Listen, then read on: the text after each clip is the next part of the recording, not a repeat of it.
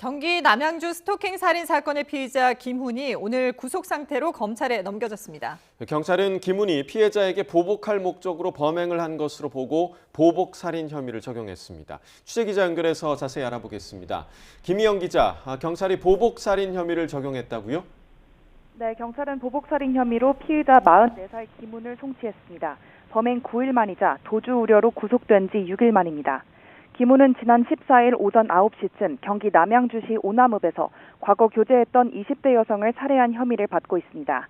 경찰은 과거 피해자나 피해자 지인이 경찰에 진술한 내용이나 고소장 등을 종합적으로 고려했을 때 김훈의 범행에 보복 목적이 있다고 판단하고 혐의를 변경했습니다.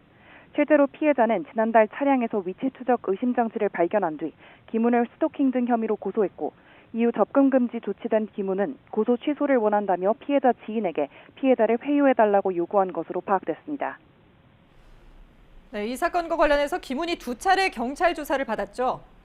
네, 김훈은 관계 회복을 위해 피해자를 찾아갔다면서도 범행 당시 복용한 약물로 인해 범행이 기억나지 않는다는 취지로 진술한 것으로 파악됐습니다. 그런데 곳곳에서 계획 범행 정황이 드러났습니다.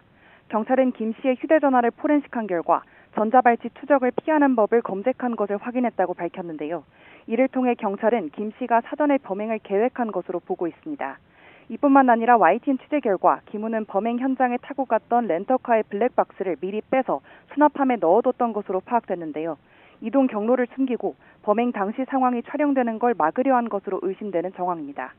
케이블 타이와 범행에 쓰인 흉기를 준비하고 별건으로 차고 있던 전자발찌 관련 야간 통행 제한 시간대를 피해 피해자의 직장 주변을 이틀간 미리 답사한 정황도 포착됐습니다. 피해자를 살해하고 달아나면서 피해자의 휴대전화를 버렸다고 진술하기도 했는데 경찰은 김 씨의 스토킹 범죄 등의 증거가 될 수 있는 피해자 휴대전화를 아직 찾고 있다고 밝혔습니다. 네, 김훈이 피해자를 살해한 사건은 검찰에 송치됐는데 스토킹한 사건에 대한 수사는 어떻게 되고 있습니까? 네, 경찰은 살인사건과 별개로 스토킹과 위치정보법 위반 등 혐의로도 김훈을 수사하고 있습니다. 또 피해자 보호 조치와 수사 과정 전반에 문제가 없었는지도 감찰하고 있는데 일단 스토킹 사건을 맡았던 경기 구리경찰서 서장을 대기 발령 조치했습니다. 그동안 피해자의 이딴 신고에도 김훈 위치를 추적할 수 있는 잠정 조치를 신청하지 않은 데 대해 경찰은 법원의 결정률이 상대적으로 낮아 해당 조치를 건너뛰고 더 강력한 구금 조치를 신청하려 했다는 취지로 해명했습니다. 하지만 YTN 취재 결과 두 조치 모두 법원 결정률이 30%대로 비슷해 경찰 설명이 충분한지 납득하기 어렵다는 지적도 나옵니다. 그런 만큼 당장 피해자를 보호할 수 있는 조치를 조금이라도 빨리 신청했어야 하는 것 아니냐는 비판은 피하기 어려워 보입니다. 지금까지 사회부에서 YTN 김희영입니다.